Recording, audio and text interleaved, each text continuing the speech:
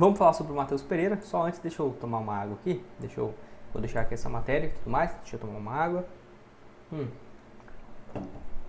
Que fala justamente, né, sobre a boa fase do jogador do Cruzeiro. Tá aqui, ó. Atrás de Estevão, meia do Cruzeiro vive ano de seleção, final continental e chance, né, de ser o garçom no Brasileirão. É líder de assistências, né, do Cruzeiro na temporada e busca então de ser o líder, né, no Brasil. Então tá aqui, ó. Tem 6 assistências no Campeonato Brasileiro, atrás então do Estevão, né, que é revelado na base do Cruzeiro, e tem aqui então 8 passes para gols. O Estevão realmente com números de, cara, absurdo, né? O novo Neymar, realmente, o Estevão, todo mundo sabia disso, né? Acho que o Cruzeirense já sabe disso desde 2018. E aí então ele deu assistência para gols, né? Contra o Cuiabá e Atlético Paranaense no primeiro turno. No segundo, deu 2 assistências naquela goleada contra o Botafogo. E ainda deu 2 passes, né, em jogos contra o Atlético Goianiense e o Bahia. Então, tem então, né, essa chance agora nos duelos contra o Flamengo e contra o Criciúma, marcar ou dar assistência já vai ser muito interessante. Vale lembrar de que na atual temporada, 9 gols, 14 assistências em 52 jogos disputados.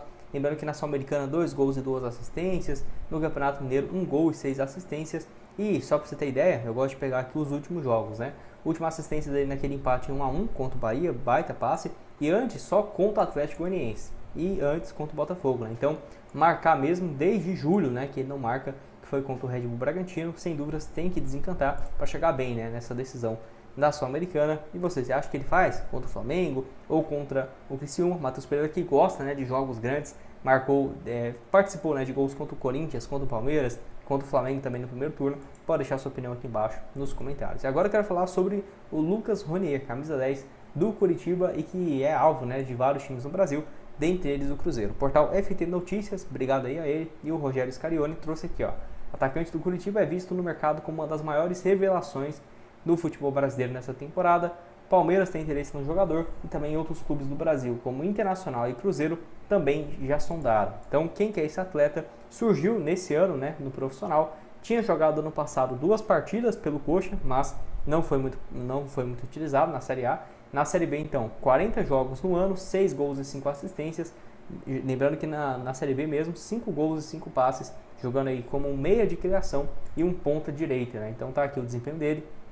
Seria uma baita opção para as beiradas, que é onde ele tem mais jogado. Ponta direita canhoto, então corta por dentro, finaliza muito bem mesmo, né? Na Série B, 6 gols marcados, de 31 jogos foram 28 na condição de titular. E assim, um jogador super jovem, então só tem 19 anos, o que faz mais sentido. Se fosse um jogador, 24 anos, 26 anos de idade, eu diria que assim, beleza, fez uma boa temporada, mas para o Cruzeiro no ano que vem não faz muito sentido. Mas não é o caso, né? Só 19 anos, tem um potencial absurdo pela frente. O Curitiba é ótimo, né, em revelar bons pontas, então não ficaria surpreso não se fosse uma alternativa viável para o médio e longo prazo. Quem sabe o Cruzeiro contratar, até alguma chance no estadual e ver, né, como que vai, né, com o técnico Fernando Diniz, e ou empresta o jogador para uma outra equipe ou até mesmo para o próprio Curitiba, que realmente está numa fase muito interessante. O último gol dele foi nessa goleada fora de casa contra o Vila Nova e tem crescido bastante de produção nessa arrancada, né, que teve o Curitiba recentemente. Deu assistência também contra o Paysandu, assistência aqui contra o Ceará e contra o Avaí. Eu vejo com bons olhos, sim. Não teve ainda uma proposta oficial do Cruzeiro.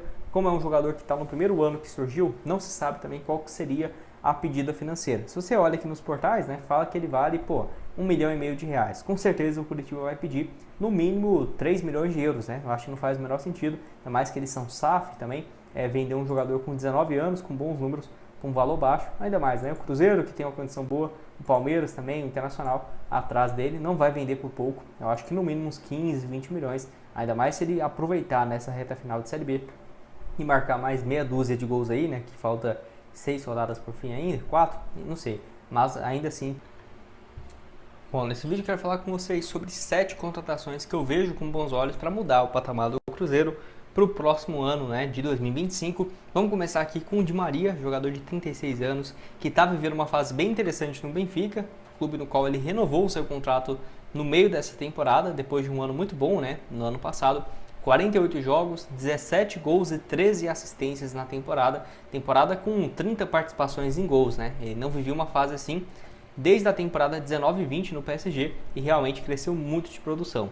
Nesse ano também, números um pouco menores, mas se você pega aqui, ó, 12 jogos, 3 gols e 2 assistências, e nos últimos 5 jogos marcou contra o Atlético de Madrid na Liga dos Campeões, deu assistência também na UEFA Champions League e tudo mais, então tá com uma fase bem interessante. Nas últimas 5 partidas aqui, então, foram no total 2 gols e 2 assistências, né? Um desempenho muito interessante do argentino. A grande questão é, o Benfica tem contrato com ele até junho, então acho que vai ser uma contratação de meio da temporada, né? Então chegar em julho do ano que vem.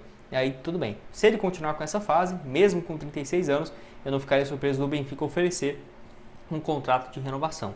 Além disso, tem essa história dele, né, com o Inter Miami, porque o Soares joga lá, porque o Messi joga lá, companheiro dele de seleção. Então pode ser que ele vá, né, para o Inter Miami, sim, é uma possibilidade. O Rosário Central também demonstrou interesse, mas pelas ameaças, né, que teve a sua família e tudo mais, a tendência é que ele não vá realmente para a Argentina, não volte para a Argentina. E a maior possibilidade hoje é, se ele continuar nessa fase, continuar no Benfica ou ir para o Inter Miami. Então uma competição que vai ser difícil para o Cruzeiro vencer, mesmo oferecendo, né, um caminhão de dinheiro para contratar o jogador, mas eu aceitaria tranquilamente, acho que seria uma baita contratação para jogar ali na ponta direita, né? Já pensou Di Maria e o Matheus Pereira? Rapaz, eu acho que seria uma dupla ali no ataque bem interessante.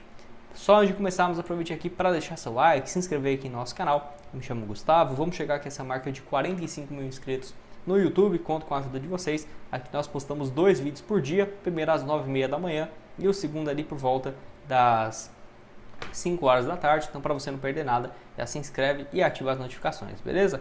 Mais um aqui também é o Ezequiel Barco, já falei dele várias vezes aqui no canal. Eu não sabia, mas ele se mudou, né, recentemente para o Spartak Moscou em julho para agosto desse ano. Então 25 anos, seria uma opção de meia e ponta direita, ponta esquerda, que estava por último no River Plate. Nessa temporada, 29 jogos, 2 gols e 7 assistências. Ano passado também 52 partidas, 9 gols e 8 assistências. Foi muito bem, né, nessa volta ao futebol argentino. E no Spartak Moscou começou voando também, né, 16 jogos, 6 gols e 6 assistências. Muito boa fase dele lá no futebol russo. Lembrando, o River Plate pagou 6 milhões e 40 mil euros e vendeu para o Spartak por 14 milhões de euros, realmente uma grana muito alta. Então para ele chegar hoje seria um investimento bem alto, né? Próximo do que seria o Arthur do Zenit, que eu vou falar aqui nesse vídeo, ou o João Arias, né? Não seria uma contratação barata não, mas joga muito, seria uma alternativa ali que eu deixaria como uma das melhores realmente para o ano que vem.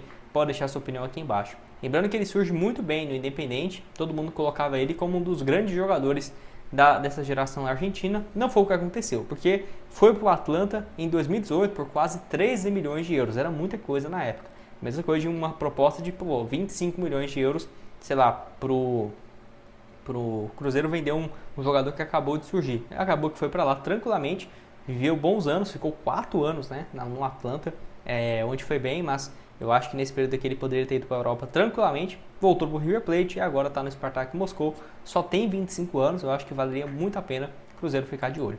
Para você ficar de olho também é aqui na Esportiva nos próximos 2 jogos do Cruzeiro, tanto contra o Flamengo, eu acho que vai estar saindo hoje, né, esse vídeo, no duelo contra o Flamengo, e também contra o Criciúma, tá aqui ó, para o Cruzeiro vencer seus 2 próximos jogos, R$50, voltando 179, cotação contra o Flamengo 2,7 e para vencer o Criciúma 1,55.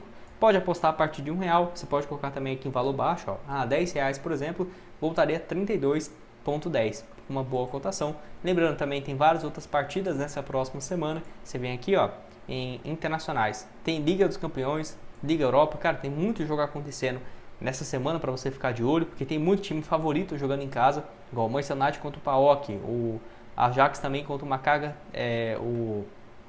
Maccabi, né, Tel Aviv, lá de Israel. Na próxima semana também tem jogos da seleção brasileira. Se você vem aqui também, ó, tem Liga das Nações da UEFA, que tem vários times favoritos jogando em casa também. Você pode vir aqui e aproveitar essas boas cotações. Deixa eu até ver do jogo do Brasil, que eu não olhei. Aqui, ó, contra a Venezuela, fora de casa, 1,57 e contra o Brasil e Uruguai 1,50, jogo difícil, mas o Brasil aparece como favorito, né, finalmente. Tem também o Argentina contra o Peru, a Argentina fora de casa contra o Paraguai, você pode formar aqui uma boa cotação. Para você começar então na Esportiva, o link eu sempre deixo aqui embaixo na descrição, tem várias outras opções, né, de outros jogos que você pode começar a apostar a partir de R$1 e ainda você garante, né, esse bônus de 100% no seu primeiro depósito, beleza?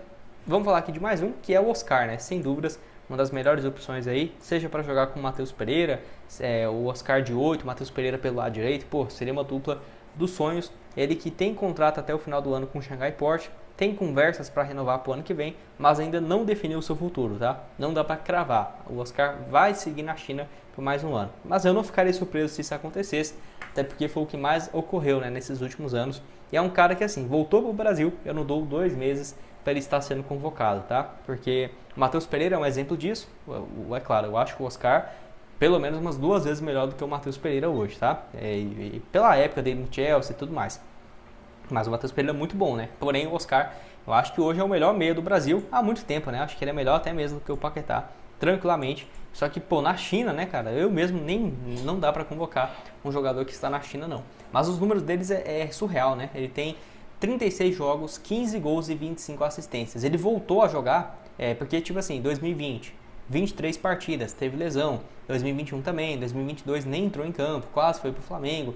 Ano passado só 33 jogos, né? Assim, só 8 gols e 12 assistências. Nesse ano foi o melhor ano disparado lá no futebol chinês. Ele somou então um total 40 participações em gols em 36 jogos. Ainda tem, né, daqui pro final do ano a Liga Chinesa acontecendo, mas sinceramente eu acho que ele vai seguir por mais um ano, até porque em média, né, não sei se é 1 bilhão que ele vai ganhar nesse contrato total lá na China e recebe mais de 8 milhões limpo por mês, né? Então, assim, é difícil você competir. Claro, o Cruzeiro poderia chegar com uma proposta de 3 milhões, 3 milhões e meio, quem sabe até mesmo do Oscar voltar à seleção brasileira.